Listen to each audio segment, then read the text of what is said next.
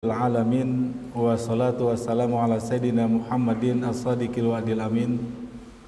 Allahumma la ilma lana illa ma 'allamtana innaka antal alimul hakim. Allahumma 'allimna ma yanfa'una wanfa'na bima 'allamtana wa zidna ilma. Baik ibu dan bapak jamaah Masjid Al-Hidayah rahimakumullah, alhamdulillah pada pagi ini Allah limpahkan nikmatul iman, nikmatul Islam, nikmat sehat, dan tentu saja nikmat kesempatan kita untuk ibadah salat subuh berjamaah dan dilanjutkan ta'lim subuh, yakni mendekatkan Al-Quran dengan kita melalui tata bahasa Arab Al-Quran. Baik, pada hari ini sebagaimana tadi disebutkan, untuk mereview, mengulang apa-apa yang telah kita sampaikan di bulan sebelumnya, mengingat hari ini bulan Sya'ban, pekan atau bulan depan kita sudah menikmati bulan Ramadan insyaallah ya. Karena itu di review ini, review atau ujian Bang? Ujian akhir sebelum Ramadan. Baik, ya review setengah ujian ya. Kita ingatkan kembali sekali lagi bahwa bahasa Arab Al-Quran yang kita pelajari ini adalah hanya melalui dua tahap. Yang pertama adalah terjemah perkata, yang kedua adalah analisis tata bahasa. Cuma itu saja. Kemudian terjemah perkata itu untuk membantunya seperti apa? Sekarang ibu dan bapak sekalian, bersyukur tradisi santri yang jauh sudah lama berkembang atau sudah lama digarap bahwa pembelajaran dinul Islam, ajaran-ajaran Islam melalui teks-teks bahasa Arab itu umumnya selalu tidak melewatkan apa yang disebut dengan terjemah perkata ini ya. Jadi kalau tradisi tadi sudah akrab, dan hari ini sesungguhnya kita bersyukur kenapa sekarang sudah tersebar menjadi konsumsi umum, di mana buku-buku yang berkaitan dengan ilmu-ilmu keislaman ataupun kebahasaan itu sudah menggunakan format terjemah perkata. Misalkan ada buku nahwu ya, tata bahasa Arab yang sangat mendasar, yaitu Jurumiyah, atau yang lebih tinggi lagi Alfiyah, itu ada terjemah perkatanya.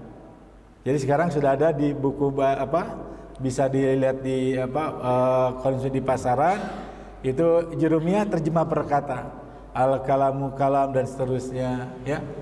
Kemudian buku-buku fikih mungkin yang dipelajari bapak-bapak terdahulu ya. Pada masalah ada kitab Sapina, Fathul Qarib, Fathul Mu'in, itu sudah ada terjemah perkatanya sekarang. Itu bisa dikonsumsi. Kitab akhlak Imam Al-Ghazali tentang ta'lim wal muta'alim, ayyuhal aulad ya, ayyuhal walad, ini nasihat kepada santri, walaupun ayyuhal walad diterjemahkan wahai anakku ya. Ta'lim muta'alim, kitab model pembelajaran di dalam khazanah pengetahuan Islam, bagaimana ada belajar mengajar tentang ilmu yang harus dipelajari, yang kita kenal kitab Ta'lim wal Muta'alim, atau orang nyebutnya quantum learningnya pesantren. Itu juga sudah ada terjemah perkata. Yang tingkat tinggi Yalumuddin ya, yang 4 jilid itu ternyata sudah ada terjemah perkata. Di bidang hadis Riyadhus Shalihin juga ada terjemah perkatanya. Tafsir Jalalain ya, baik yang berbahasa Jawa maupun bahasa Sunda dan bahasa Indonesia, itu sudah ada terjemah perkatanya. Atau tahun 80-an ya. Ada tafsir yang per jilid, ya. Satu juznya itu sehingga jumlah 30 juz. Ada ayat suci lenyepaneun. Pernah lihat Pak? Atau punya semua ini? Pernah baca ya? Ayat suci lenyepaneun. Nah, sebelum penjelasan tentang makna kandungan dari Al-Qur'an itu diawali dengan kata per kata. Nah, ini pakai bahasa Indonesia. Bahkan beliau dalam usia 80 tahun menerjemahkan ke dalam bahasa Indonesia Al-Quran dalam renungan. Usia 80 tahun itu menerjemahkan buku beliau sendiri, yaitu ayat suci lenyepaneun dalam bahasa Indonesia. Formatnya terjemah perkata, baru penjelasan tentang maksud yang terkandung dalam ayat tersebut.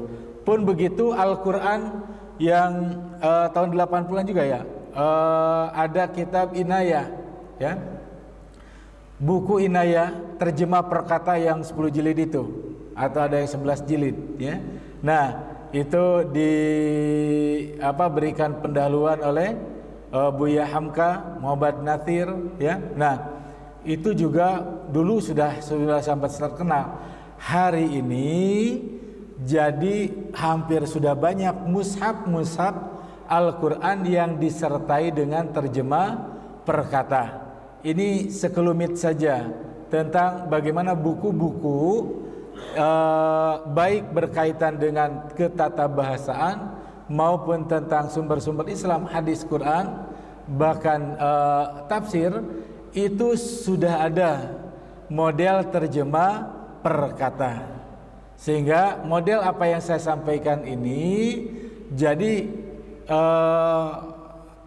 tidak menjadikan kesulitan. Ini gimana cara berlatih terjemah perkata, sudah disediakan Pak, ya. Jadi tidak nunggu per tiap bulan atau beberapa pekan, tetapi kita bisa setiap saat. Bahkan nanti aplikasi di HP itu sudah ada terjemah kemenang, terjemah perkata. Nah, ini saya sampaikan dalam rangka apa? Jadi supaya model pembelajaran kita berkaitan bahasa Arab Al-Quran itu objeknya bukan hanya Al-Quran, nanti bisa saja nanti hadis, fikih, ya, dan akhlak atau yang lainnya. Yang jelas adalah terjemah perkata menjadi satu langkah yang amat penting. Fungsinya apa? Untuk menanamkan kosakata, sehingga semakin kita banyak bacaan yang kita peroleh, semakin banyak pula kosakata yang kita dapat.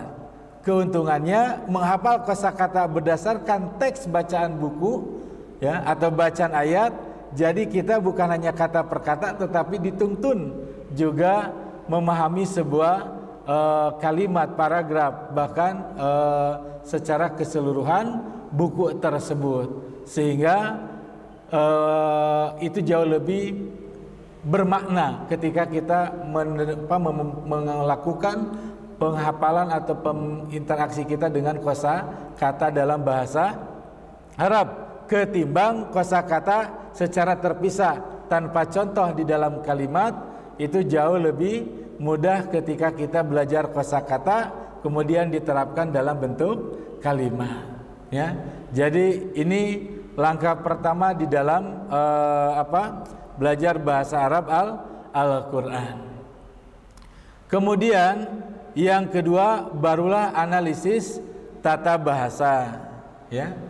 Di mana analisis tata bahasa itu meliputi: satu, analisis kata; dua, analisis kata-kata; tiga, analisis kalimat.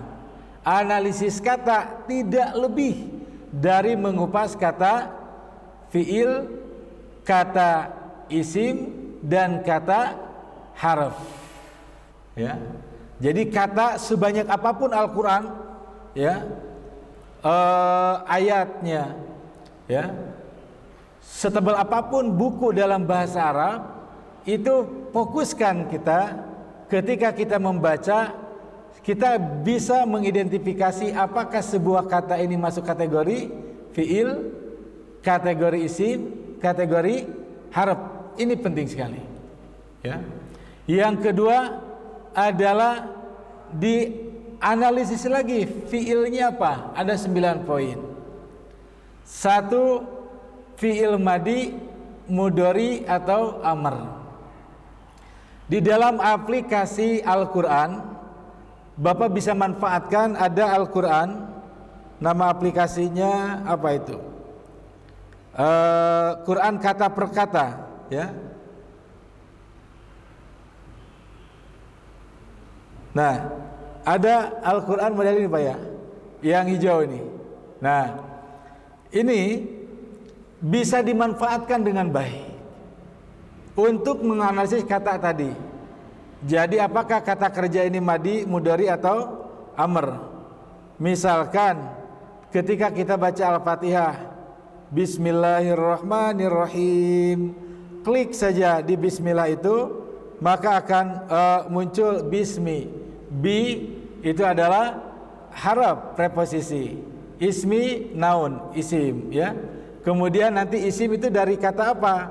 Rootnya, sumuwun, ya. Kemudian nanti ada kata yang berkaitan dengan fiil, misalkan iyyaka na'budu wa iyyaka nasta'inu. Kata na'budu kita klik, ya, na'budu, maka akan muncul kata na'budu itu berkaitan dengan akar katanya, ya. Apa na'budu?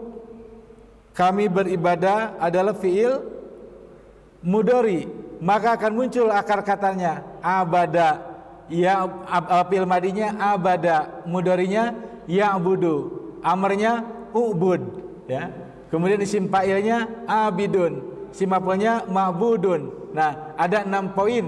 Kalau biasa kita tasrif ada 10 sigo, ya, bentuk. Nah, di dalam aplikasi ini sudah ada, sehingga kita bisa harian. Jadi ketika kita baca ayat, kita bisa menerapkan apa yang saya sampaikan, analisis fiil madi, mudhari, amr. Sudah tersedia. Oh, ini madi, ini mudhari, ini amr, ya. Kemudian yang kedua adalah apa? Analisis kata maklum dan majhul. Apa maklum? Aktif. Apa majhul? Pasif. Itu bisa dikenali dengan apa? 1 dengan arti, 2 dengan bentuk. Nah, dengan pemahaman terjemah perkata itu sudah terbantu apakah kata kerja tersebut aktif atau pasif, ya. Alladzina yu'minuna bil ghaibi wa yuqimuna shalah wa mimma razaqnahum yunfikun. Itu banyak fiil aktif, ya. Yu'minuna, yuqimuna, yunfikuna, razaqna. Tapi alladzina yu'minuna bima unzila, orang yang beriman kepada apa yang diturunkan. Nah, secara terjemah perkata diturunkan. Nah, kita sudah bisa menangkap bahwa kata kerja itu adalah pasif, ya. Kemudian yang ketiga lazim muta'addi. Ini juga dengan bantuan terjemah perkata itu akan terbantu. Kenapa? Nanti kita periksa dalam bentuk kalimatnya. Apakah kata kerja itu butuh objek atau tidak, ya. Kalau duduk butuh objek nggak Pak? Saya duduk butuh objek? Cukup kan? Saya duduk cukup. Berarti apa? Fi'il lazim. Tapi saya membaca butuh objek? Butuh. Berarti fi'il muta'addi, ya. Nah, itu dengan demikian sudah mudah tertangkap. Apakah fi'il ini muta'addi atau lazim, ya. Kemudian yang keempat adalah analisis kata fi'il sahih dan mu'tal, ya. Apa sahih? yakni kata kerja yang kata dasarnya itu terhindar dari huruf ilat. Apa huruf ilat? Yaitu alif, ya, waw. Sebuah kata kerja yang tidak ada huruf ilatnya, maka disebut adalah kata kerja sahih. Tepatnya adalah yang sahih itu bisa disebut salim manakala betul-betul tidak terdapat huruf ilat, ya. Yang kedua mahmuz, ada hamzah, ya. Hamzah bukan huruf ilat. Yang ketiga mudhoaf, mana kata kerja itu manakala kata dasarnya ada huruf kembar. Contoh di dalam ayat atau halaman 9 dari surat Al-Baqarah ini, misalkan ada kata zolamu, baddala atau zolamu, ya. Kata zolamu itu adalah kata dasarnya adalah zolama. Zolamu itu kemasukan domir wawu jama yang artinya mereka telah berbuat aniaya. Jadi kalau kita kembalikan kepada bentuk dasarnya zo, lam, mim, zolama, ada huruf alifnya? Tidak ada. Ada huruf wawu? Tidak ada. Ada huruf ya? Tidak ada. Pada kata zo, lam, ma itu tidak ada. Itu yang disebut dengan salim. Ya, ini harus dikembalikan dulu ke bentuk dasar. Ini kan temuan ayat, ya. Misal angzalna, itu ada domirna, kembalikan ke atasnya angzala. Angzala itu kata kerja tambahan, ya. Aslinya 3 huruf. Ini namanya sulasi mazid yang nanti yang ke-9. Maka kita temukan ada kata nazala, ya. Nah, nazala ada huruf alif? Tidak ada. Ada huruf wawu? Tidak ada. Ada huruf ya? Tidak ada. Berarti namanya apa? Salim, ya. Dan seterusnya dan seterusnya. Ini kita tinggal mengingatkan kembali. Kemudian manakala dia tidak ada huruf ilat tapi ada huruf hamzah, seperti ayat saltum, ya. Ada kulu dari kata akala, sa'altum dari kata sa'ala. Nah, sa'ala ada alif? Tidak ada. Ada wawu? Tidak ada. Ada ya? Tidak ada. Tapi ada hamzah, namanya mahmuz, ya. Kemudian yang kembar, kata rodda asalnya rodada, marro asalnya maroro, farro asalnya faroro. Ini adalah namanya mudhoaf. Apa gunanya kita mengenal nama-nama ini? Agar nanti ketika melakukan perubahan kata itu kita bisa mengenali melalui penamaan ini. Karena nanti yang mahmuz, yang mudhoaf, yang salim memiliki karakteristik perubahan tersendiri, ya, atau tasrifan yang tersendiri. Dengan kita tahu namanya, contohnya, maka ketika ada kata-kata yang masuk terhadap kategori kata tersebut, maka kita akan dengan mudah untuk mengikuti polanya. Yang kedua adalah bentuk mu'tal, kata kerja yang kata dasarnya terdapat huruf ilat, ya. Huruf ilat itu apa tadi? Ilat ya waw. Kalau di awal namanya misal, kalau di tengah namanya ajwab, kalau di akhir namanya nakis. Kalau awal dan akhir namanya lafif mapruk, kalau tengah dan akhir namanya lafif makrun. Contoh kata wadoa meletakkan, waqafa berhenti, wa'ada berjanji, wasaba melompat, wajada menemukan, ya bisa kering. Nah, ini adalah kata kerja yang huruf ilatnya di depan, ya. Ada wa, doa. Nah, itu namanya apa? Misal, ya. Kata kerja fil mu'tal namanya mu'tal misal, ya. Kalau di tengah seperti kulna, kembalikan kata kulna dari kata kola, ya. Dari mana jadi kulna? Kola, kola, kolu, kolat, kolata, kulna, kulta, kultuma, kultum, kulti, kultuma, kultu, kulna. Nah, kolanya sendiri itu ada qaf, alif, lam. Di mana alifnya berasal dari wawu, yang jelas yang nampaknya alif, maka kita bisa menentukan walaupun kita nggak tahu ini alifnya dari apa, apakah asli atau berasal dari huruf ilat lain.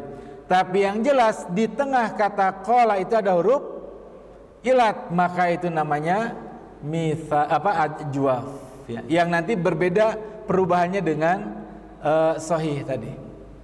Yang ketiga adalah nakis, kata kerja yang huruf ilatnya di belakang, seperti istasqa, itu 6 huruf, berasal dari yang 3 huruf saqa. Ada huruf ilatnya? Ada, alif di belakang, namanya alif maksurah. Aso dari kata aso, nah itu namanya huruf fi'il nakis. Atau di awal dan di akhir, waqa, wafa, waw dan alif. Kemudian atau tengah akhir, kawa, tawa, ya, kawa mestrika, tawa melifat. Itu adalah huruf ilat. Nah, ini kita kenali ketika kita membaca sebuah kalimat ataupun paragraf ataupun teks bacaan berbahasa Arab. Tadi entah Quran, hadis dan sebagainya, dengan kita mengetahui oh ini adalah salah satu unsur dari analisis kata fi'il yang nanti akan mengantarkan pemahaman kita terhadap jenis kata yang lebih mendalam lagi, ya. Kemudian yang kelima adalah apakah kata kerja itu jamid atau mutasarrif. Nah, ini tentu saja yang cukup dihafal adalah fi'il jamid. Apa itu jamid? Yaitu kata kerja yang tidak memiliki perubahan bentuk selain satu bentuk saja, ya. Seperti laisa, ya. Dalam bahasa Arab termasuk kategori fi'il. Sebenarnya dalam bahasa Indonesia kan bukan kata kerja. Laisa artinya bukan itu atau tidak, kan bukan bahasa bukan jenis kata fi'il atau kata kerja. Tapi dalam bahasa Arab kata laisa itu dikategorikan fi'il. Fi'ilnya adalah fi'il madi, ya. Dikatakan fi'il karena dia bisa menerima domir, laisa, laisu, laisat dan seterusnya, lastu, lasna. Nah, maka disebut fi'il. Tapi tidak ada fi'il mudhari'nya, apalagi amrnya. Itulah yang disebut dengan jamid. Nah, jadi yang dihafal cuma yang jamid. Kenapa? Karena umumnya seluruh kata kerja itu adalah mutasarrif, bisa dirubah dari bentuk madi ke mudhari ke amr, ya, dan seterusnya. Itulah yang disebut dengan mutasarrif, ya. Seperti kata darosa misalkan. Kata darosa belajar bisa diganti kepada kalau kita ingin mengendaki bentuk kini sedang. Darosa telah, sedang yadrusu, ya. Kemudian fi'il amrnya belajarlah, udrus. Nah, itu adalah mutasarrif. Kemudian yang keenam, analisis kata fi'il ta'ajub, yaitu kata kerja yang menunjukkan kekaguman.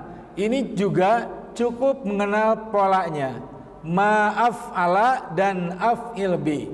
Nah, kalau ada kata hasanun, baik, ada pola ma'ahsana, terjemahannya adalah alangkah baiknya, namanya fi'il ta'ajub. Atau ahsin bi, nah ini tidak diterjemahkan kata per kata, tapi sudah gabungan kata. Yang ketujuh, madhi dan zami, pujian dan celaan, ini pun terbatas, sehingga ya tinggal dihafal, karena dengan sendirinya kita akan banyak mengulang kata ini. Nikma sebaik-baik, habba, habada, semuanya artinya sebaik-baik.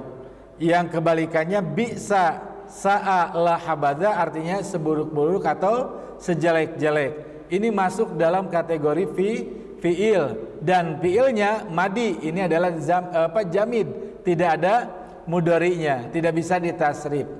Yang kedelapan, yang amat penting di dalam membaca kitab gundul, kaidah membaca kitab gundul, yaitu adalah fiil dilihat dari tetap dan berubah.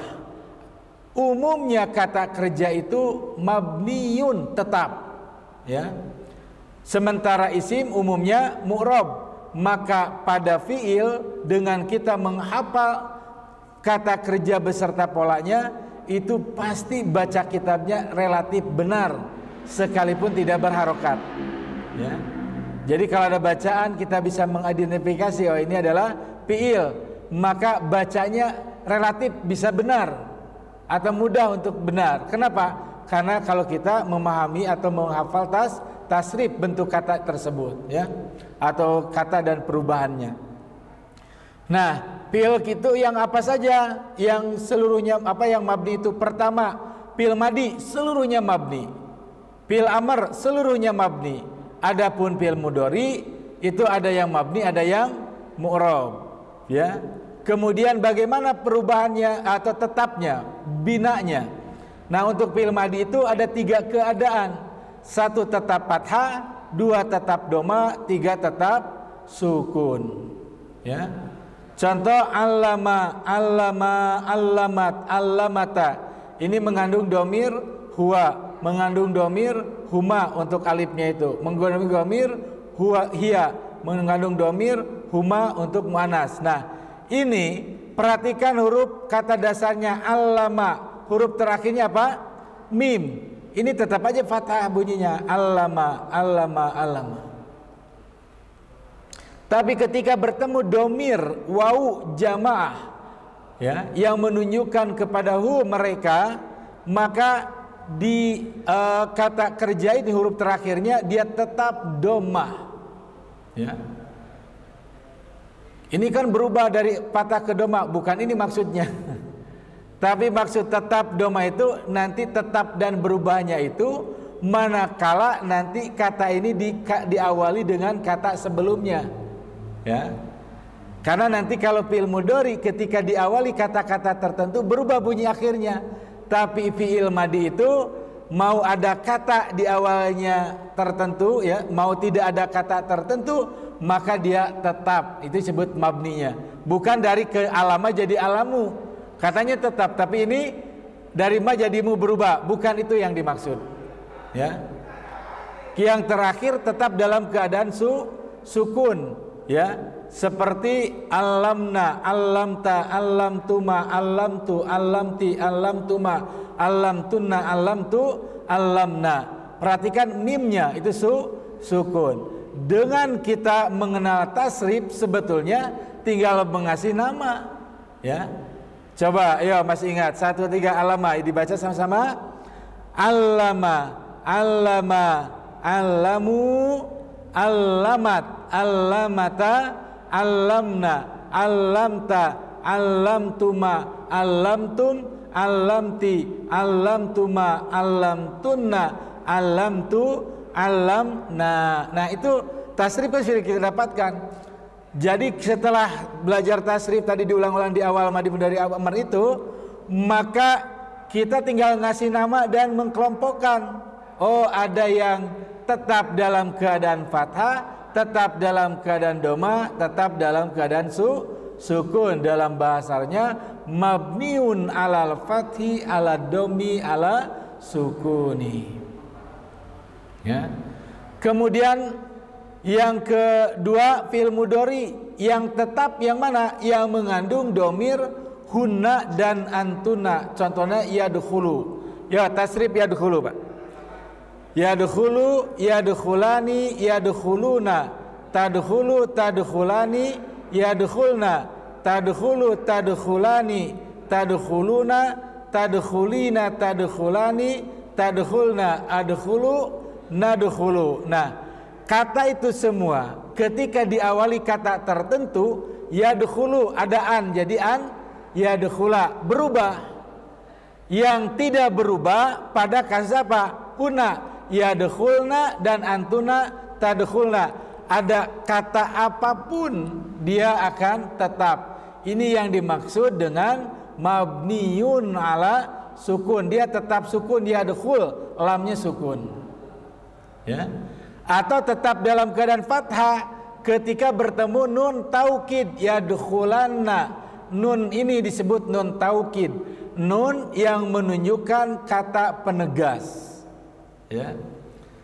Nun kata penegas. Jadi ketika ada kemasukan kata lan atau lam yang harusnya yadkhul, enggak, dia tetap aja lam yadkhulanna. Itu namanya mabni. Yang terakhir fiil amr yang mabni itu semuanya, ya. Nah, kita masih ingat tasrif, ya, perubahan fiil amr. Yo, udkhul, Mas ulangi lagi.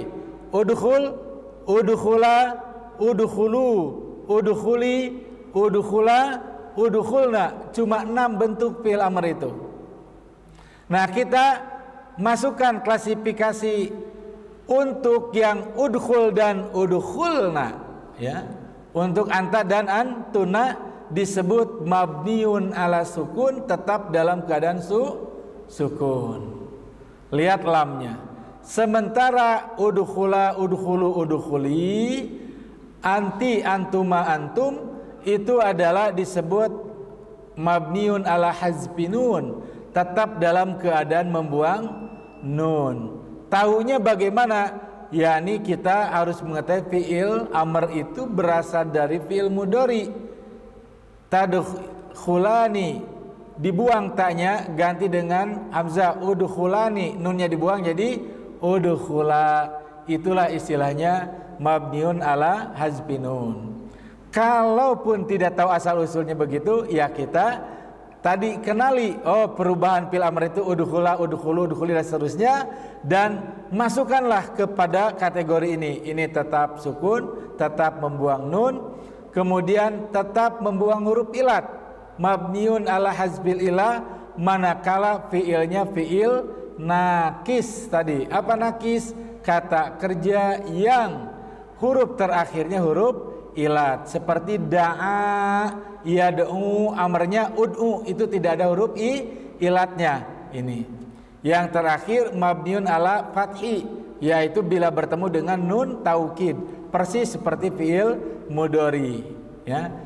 Selebihnya fiil mudhari yang anita dan af'alul khamsah itu mu'rab, bisa berubah. Jadi fiil itu umumnya apa? Mabni, sementara isim fiil mudhari sementara isim umumnya mu'rab, ya. Untuk fiil yang mu'rab apa saja? Hanya fiil mudhari yang mengandung domir anita, ana, nahnu, huwa, hiya, anta, dan af'alul khamsah yaitu huma, hum, anti, antuma, dan antum, ya. Nah, perubahannya gimana? Ingat, perubahan i'rab itu cuma 4: rofa, nasab, khafad, jazm. Untuk fiil cuma 3, yaitu rofa, nasab, jazm. Nah, untuk fiil mudhari itu tadi saya katakan kalau kita mengenal tasrifnya, bacanya pasti benar, karena mabni yang mu'rab hanya pada fiil mudhari yang anita itu. Nah, terus bagaimana perubahannya? Fiil mudhari itu pasti perubahannya itu adalah rofa, ya, atau marfu, ya.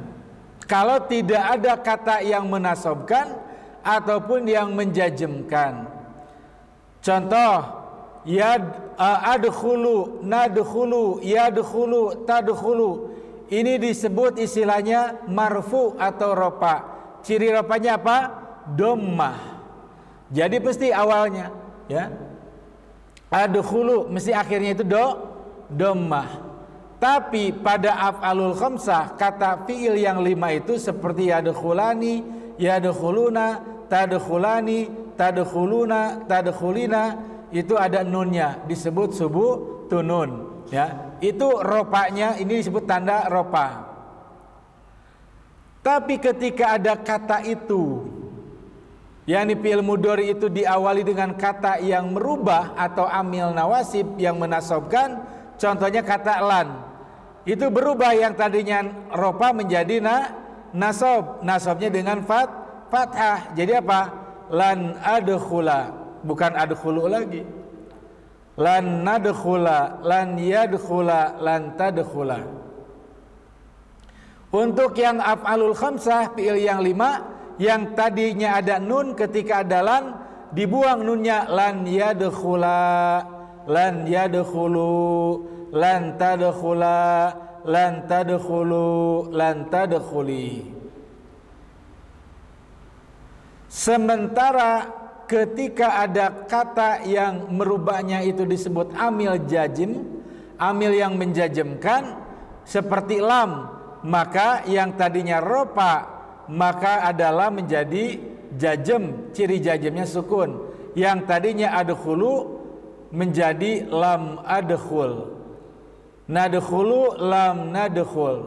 Yadkhulu lam yadkhul. Tadkhulu lam tadkhul.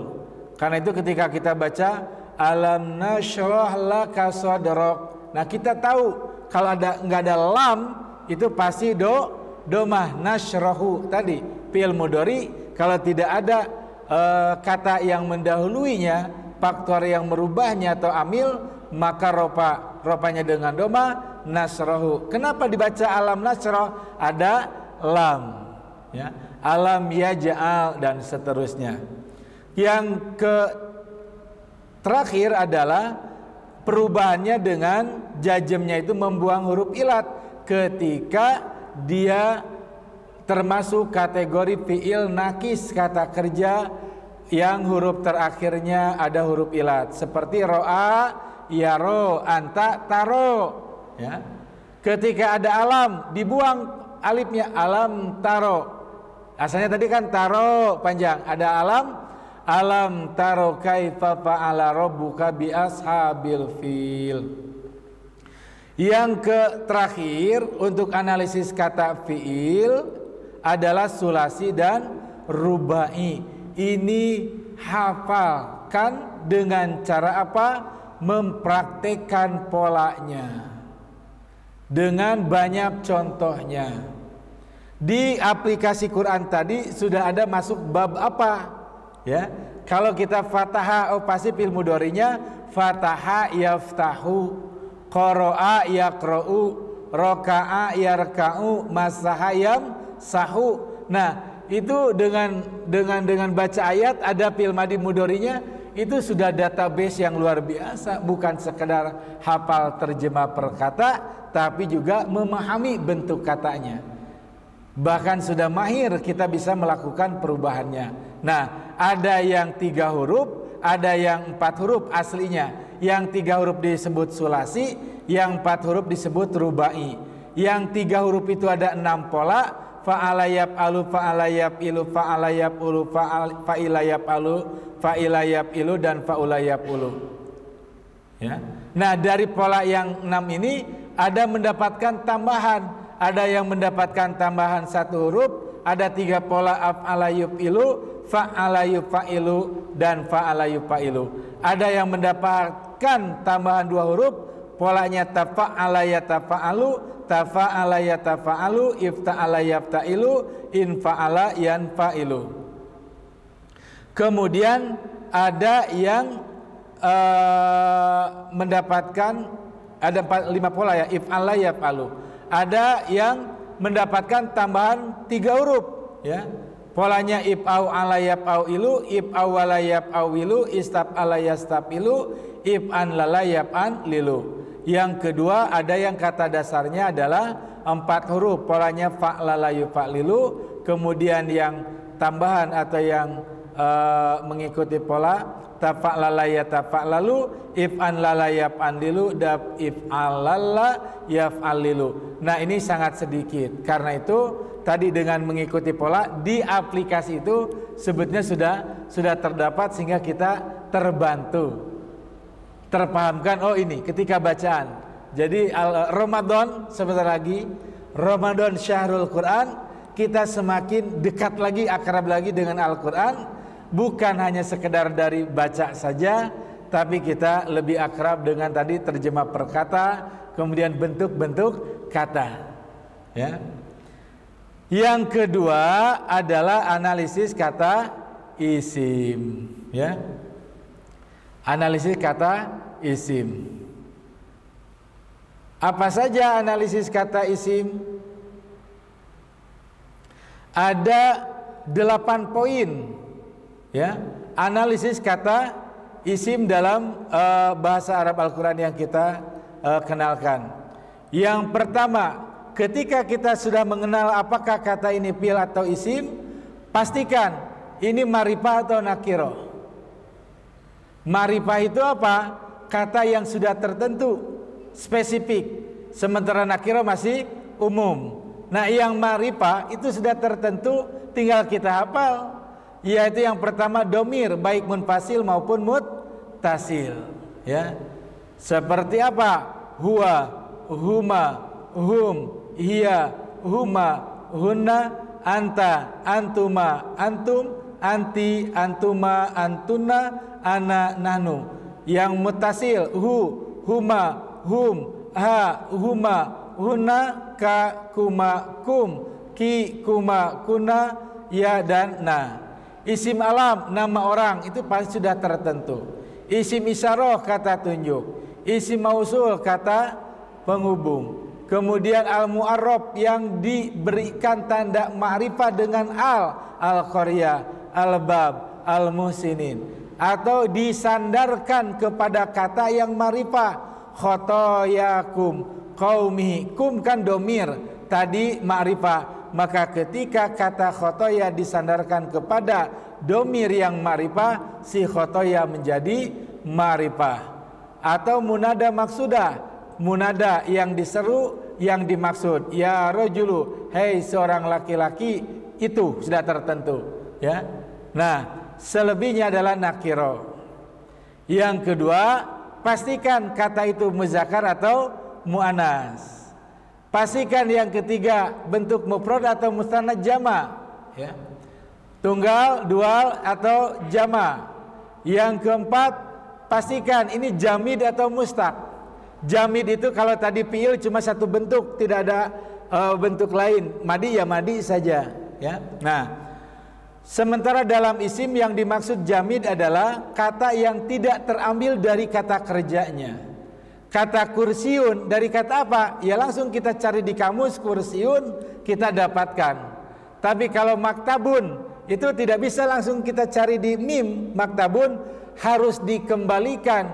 Maktabun itu dari kata apa? Kataba, yang artinya menulis. Maktabun tempat menulis. Maka maktabun itulah yang disebut dengan mustaq, isim mustaq, karena terambil dari kata kerjanya. Apa saja yang mustaq itu kita sudah belajar sigoh, bentuk, ya. Madi, mudhari, masdar, isim fa'il, isim maf'ul, fi'il amar, fi'il nahi, isim zaman, isim makan, isim alat. 10 bentuk itu. Nah, maka kita ambil yang isimnya saja. Isim ma'id, isim maf'ul, isim fa'il, isim maf'ul. Kemudian tambahan dalam tasrif itu tidak ada sifat musyabahah bisim fa'il, sifat yang menyerupai isim fa'il. Mubalaghah, kata yang menunjukkan berlebih-lebihan. Isim tabdil, perbandingan. Zaman yang menunjukkan waktu, makan menunjukkan tempat. Masdar yang ditambahkan mim, kemudian masdar selain yang 3 huruf. Isim alat, itu semua terambil dari kata kerjanya. Seperti al-muhsinin. Al-muhsinin dari kata ahsana yuhsinu ihsanan, orangnya muhsinun, karena jamak muhsinuna, karena nasab atau jar muhsinina, berarti muhsin ini adalah isim mustaq, ya. Isim maf'ul juga sama, tlubun dari tolaba, dan seterusnya. Yang kelima, maksur mankus mamdud. Jadi bukan di fi'il saja yang ada huruf ilat, di isim pun ada. Nah, isim maksur itu huruf ilatnya di akhir, fata, huda, aso, dan sebelumnya berharokat fathah. Kemudian mankus al-qadi, adai, yaitu sebelumnya berharokat kasrah, seakhirnya alif ya lazimah. Yang ketiga mamdud, ya.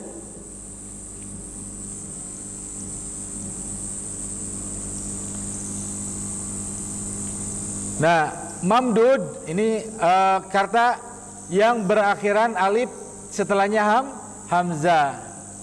Yang keenam adalah kata kerja isim yang mabni mu'rab. Sebagaimana fi'il tadi ada yang tetap dan berubah, isim pun ada yang tetap dan berubah.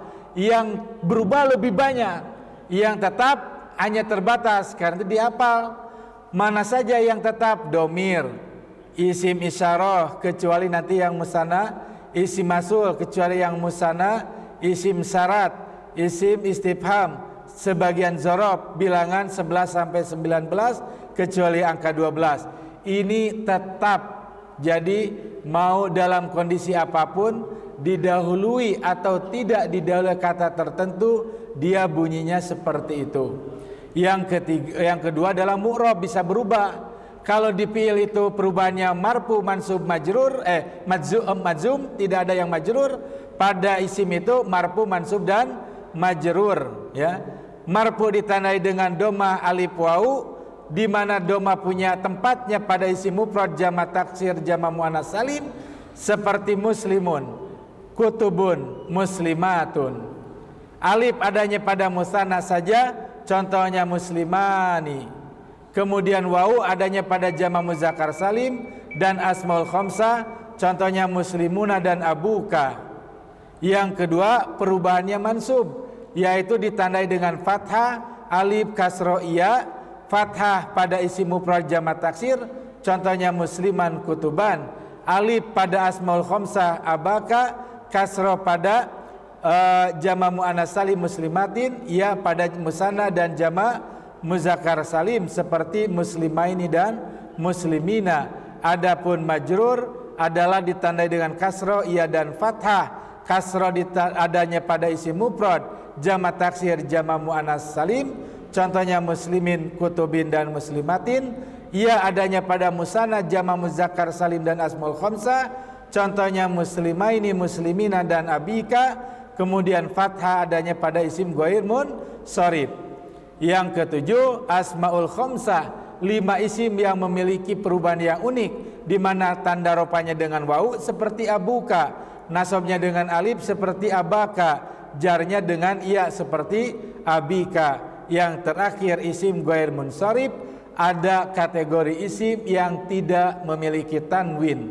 Di sini ada 11 kategori, mulai dari isim alam yang diakhiri ta'u marbutoh, isim alam mu'annas yang lebih dari 3 huruf seperti Zainab, isim alam sarapan Ibrahimu, isim alam wazan fi'il yazidu, isim alam yang berwazan fu'alu umaru, isim alam yang berakhiran alif nun Salmanu, isim yang menggunakan wazan af'alu seperti Ahmadu, jamak yang mempunyai wazan yaitu masajidu, kemudian bilangan wazan fu'alu uhadu, ukhoru jamak dari ukhro, kemudian isim yang berakhiran alif mamdudah.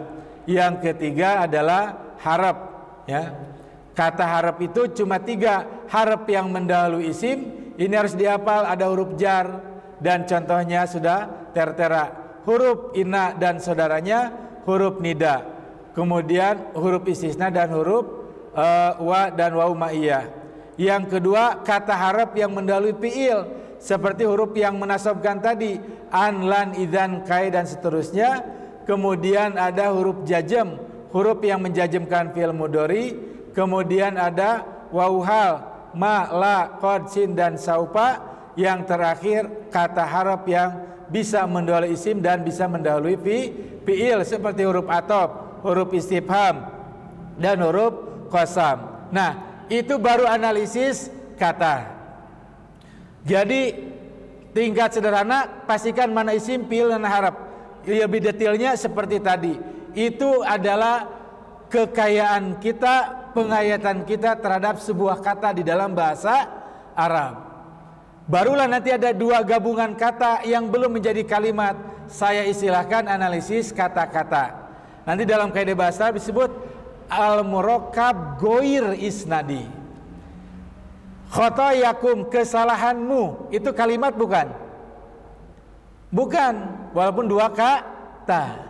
Kaumnya, bahkan ada 3 kata, li qaumi, bagi kaumnya, kalimat bukan? Bukan. Nah, ini gabungan kata Ketika isim disandarkan kepada isim yang lain, itu disebut mudhof ilaih. Pintu rumah, kaumnya, ya, bukunya. Nah, menyandarkan satu kata kepada lain disebut murakkab idhofi. Susunan pertama mudhof, yang disebut dua mudhof ilaih. Kedua, ta'amin wahidin, satu jenis makanan, makanan yang satu.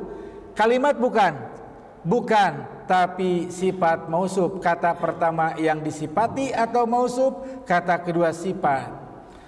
Taukid at-tulabu kulum, siswa itu seluruhnya. Kalimat bukan, karena kulum menegaskan tulab, belum menjadi kalimat.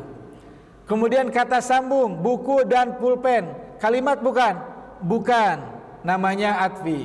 Murakkab mazi, yaitu dua kata yang sudah menjadi satu nama.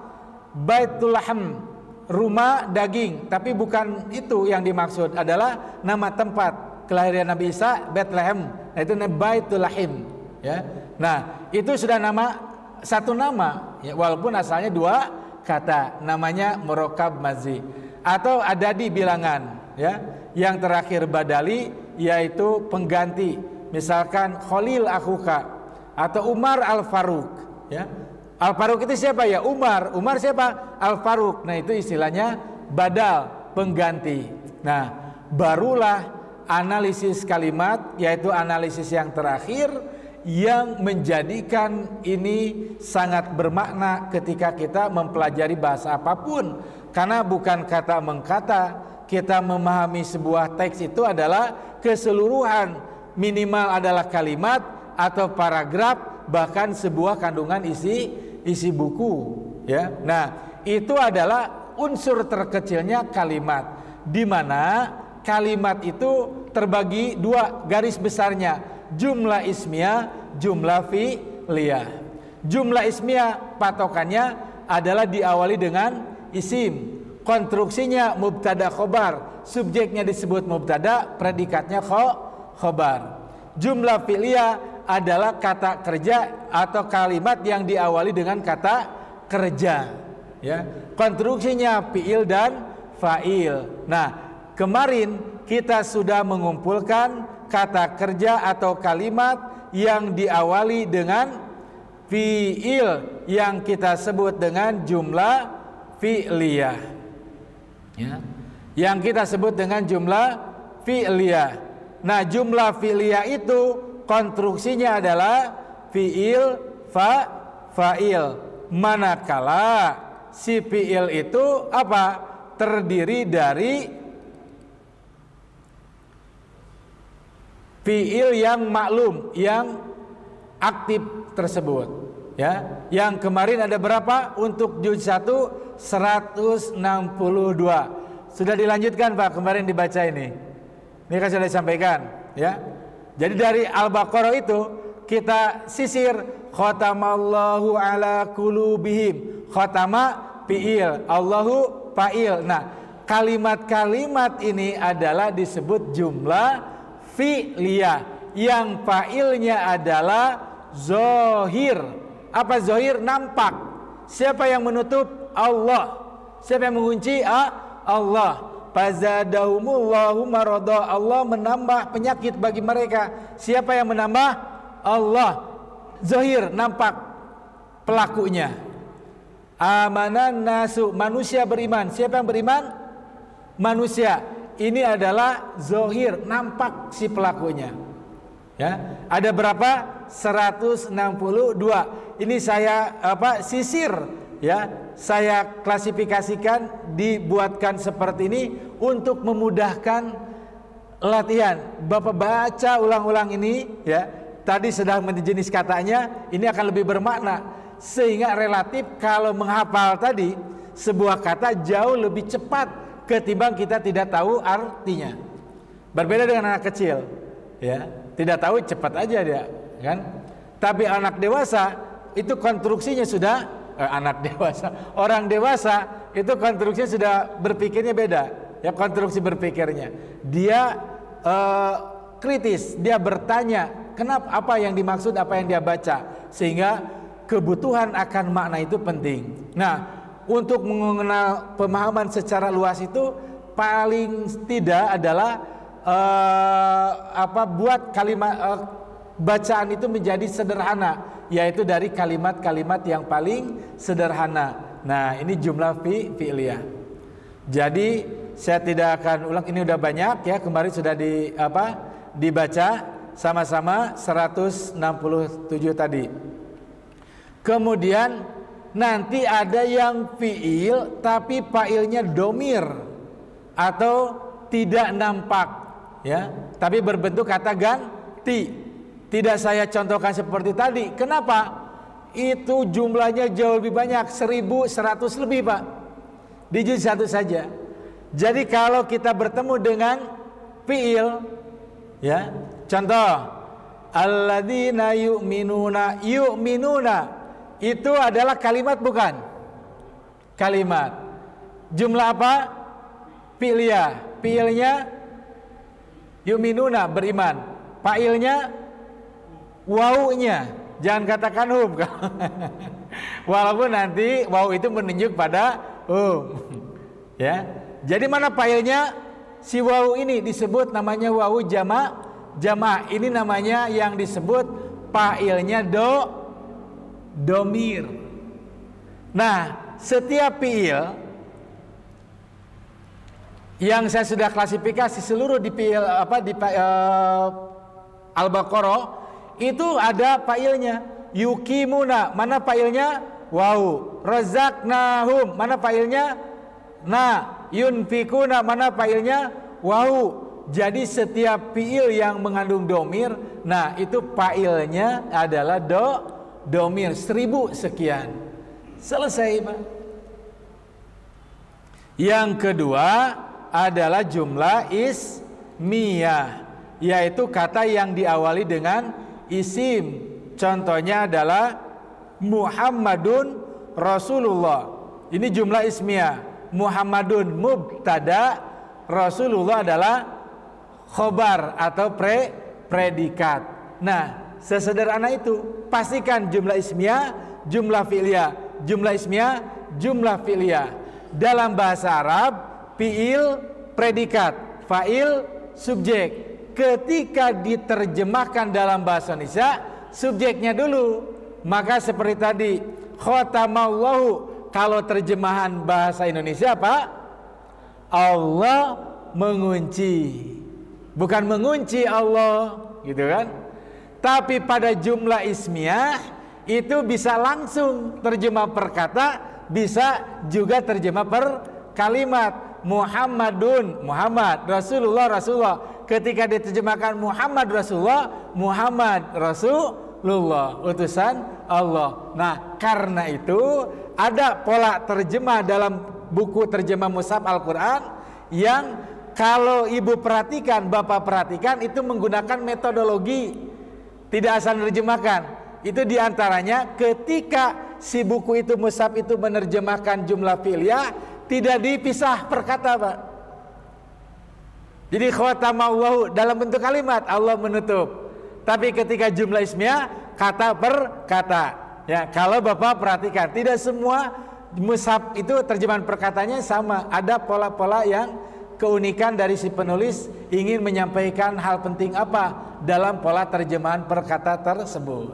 Nah, itulah gambaran bahasa Arab Al-Quran yang kita pelajari.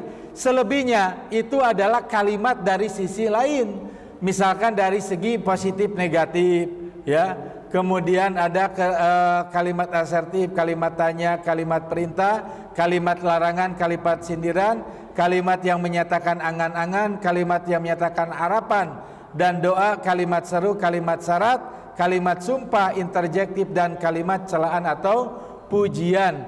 Ini adalah bekal kita memahami sebuah tata bahasa Arab ketika kita memahami bacaan teks apapun. Wabil khusus karena kita objeknya dalam mempelajari Al-Quran, maka kita fokuskan kepada Al-Quran. Selesai Pak bahasa Arab Al-Quran ini di bulan Sya'ban. Nanti bulan yang akan datang mungkin kita akan coba praktekkan model bahasa Arab Al-Quran ini dengan contoh-contoh Al-Quran yang tidak secara langsung ayat per ayat, tapi pilihan berdasarkan kaidah bahasa Arab ini. Mangga, silakan, ada pertanyaan? Bagi yang suka membaca atau mengulang YouTube itu akan mudah sekali tergambar truk itu akan. Oh iya, ya. Tapi kalau dari awal, nah ini harus diulang-ulang lagi. Diulang-ulang lagi dalam YouTube-nya. Baik, kalau tidak ada, selamat, semoga Allah memberikan kita usia ya di bulan Ramadan ini bisa menikmati, terutama kita bisa berakrabia dengan Al-Quran dengan pendekatan tata bahasa Arab ini. Dari sekian banyak, pilih yang paling kita dapatkan apa? Misal tadi isim, fiil, huruf saja sudah dapatkan, kemudian kita paham kali per kalimat itu, kita gunakan itu sehingga apa? Digunakan untuk memahami ayat, dan ketika menghafal pastikan lebih mudah atau tidak. Jadi buat eksperimen, Bapak langsung hafalkan tanpa mengerti terjemah, berapa menit itu? Ya, tulis. Nanti ketika Bapak menghafal setelah paham terjemah, berapa kali bacaan langsung hafal, tulis ya, sehingga kita bisa buktikan apakah betul kaidah al-hifdu qabla al-fahmu qabla hifdi. Paham sebelum hafal itu jauh lebih efektif ketika menghafal Al-Quran atau tidak. Nah, inilah harus ada eksperimen, walaupun sudah ada pernyataan-pernyataan itu, minimal pengalaman pribadi kita. Apakah kita menghafal jauh lebih cepat ketika paham terlebih dahulu, atau malah dengan paham ini semakin lambat. Nah, jangan dihitung ininya, diulang-ulang dulu ya. Ini kan banyak, ya. Tapi pastikan hal yang mendasar dari tata bahasa tadi, setelah paham memadai, baru langsung menghafalnya. Pastikan itu. Barakallahu. Assalamualaikum warahmatullahi wabarakatuh.